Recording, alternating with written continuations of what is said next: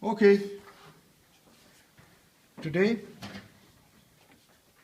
we are seeking operational amplification. Before I proceed, I'll tell you what is the difference between an audio amplifier and an operational amplifier. Okay, audio amplifier and operational amplifier.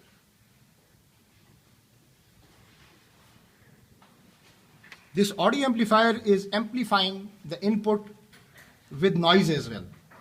Okay. Here, when you are using any audio input, noise is also enhanced while enhancing the amplitude of the input signal.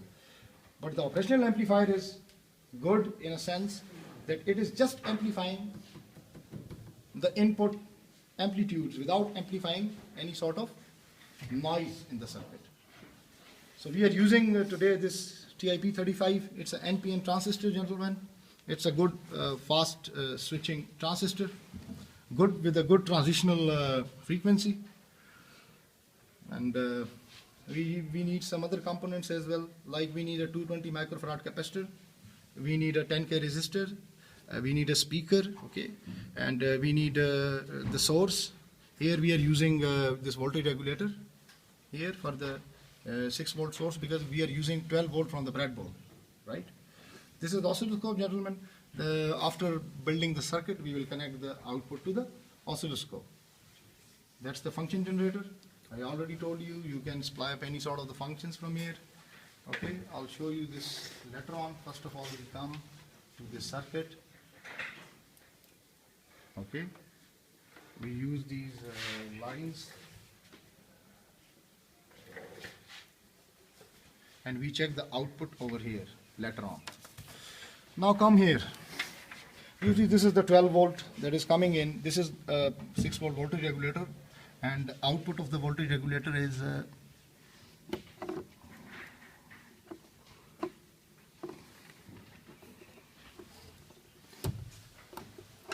this output of the voltage regulator now is connected with this speaker. You see this speaker.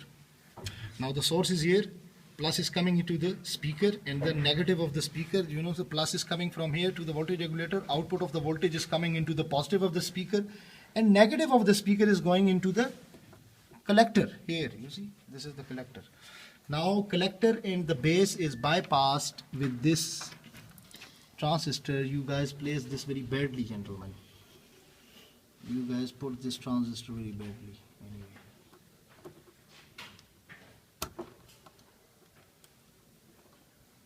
This transistor is here. It's bypassed anyway, right? This is bypassed. This emitter is connected to the ground. Now we are supplying up our input, audio input that will come. One will connect with the negative leg of the 220 microfarad capacitor, and the other will connect to the emitter or ground. It doesn't make a difference if you connect it strictly to emitter, because emitter itself is grounded, or you ground it to the ground. And remember, in any of the circuit there is one ground, okay? You should ground everything to that. Now supply up the input, gentlemen.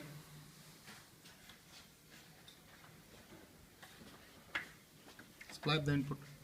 Bring another speaker, gentlemen. Bring another speaker. Bring another speaker from here. If you straightly connect the output, right, you will get nothing. Give me the speaker, I'll show you.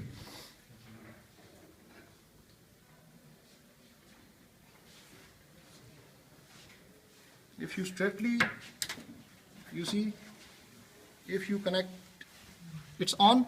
Yes, sir. You see, nothing is coming in.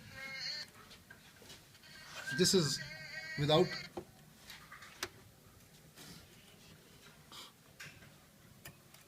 Now look at this. Circuit is off, right?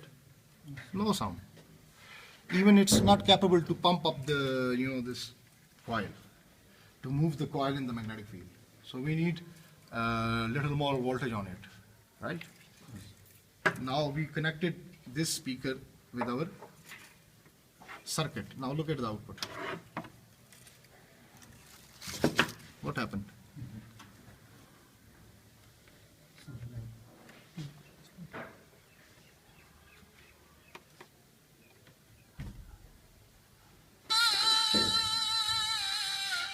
You see? This is the output, and it's well, very nice, and there is no noise at all. Now I'm showing this output on the oscilloscope.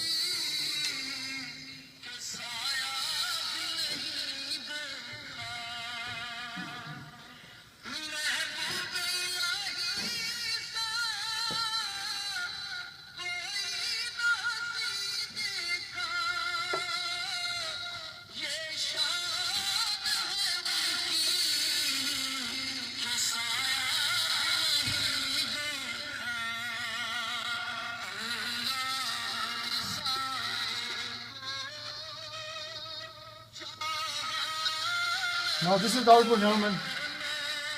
We have to scale this output to look a bit better.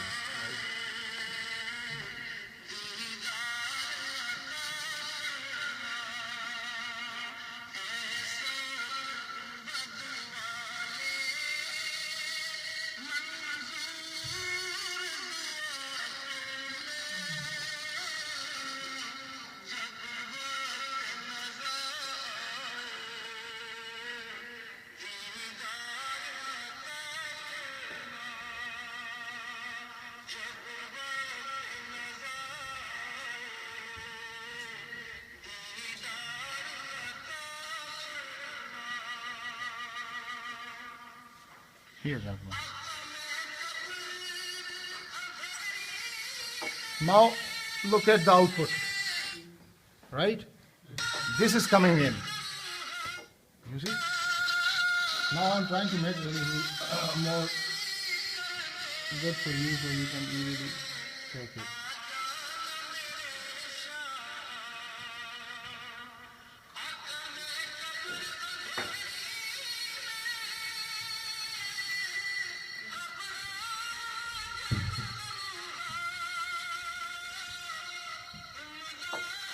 You see, when he's speaking, these amplitudes are going a little wider, then coming squeezing, then going on and on and on. So this is the output on the oscilloscope. That's all it is, gentlemen. Now what we should do, I'll put it off, unplug it, and then connect it back.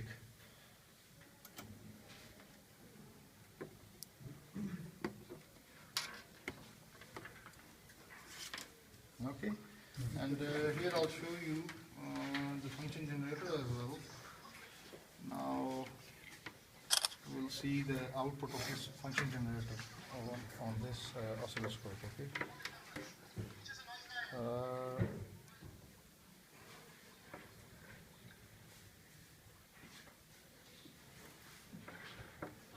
Now this is connected. Okay. It's 10 hertz. I'm selecting its sine wave of 10 hertz. This is the sine wave. You see, it's a 10 hertz is selected on the oscilloscope, right? It's a sine function. Anyway, if you go on with a little higher frequency, that would give you something like this. Anyway, first of all, I'll tune it to the lower frequency, and then we will see the trigger voltage. See it. You can change the amplitude with this volts per deviant, right? If you are just doing it right now, I am on 5 volts per deviant. Okay. Now this is 2 volts per deviant. These are the deviants, these boxes, right? If you go on like 1, this is the 1 volt per deviant. So by doing this, you can, with this little knob, you can adjust the amplitude.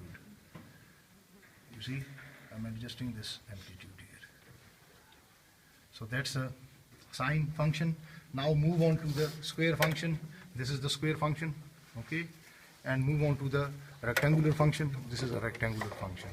So it's just three types of the functions, and this is the range of the frequency that you required in your circuit. Later on, when we'll do it, right, when we will deploy this thing in our circuitry, we will pump up these outputs. Okay, first we select the frequency, and output to the oscillator's input. This is becoming the input for your oscillator, and after the oscillator your antenna is connected, that will throw up these radio waves into the free space. Thank you very much, gentlemen. Okay, That's all sir. it is.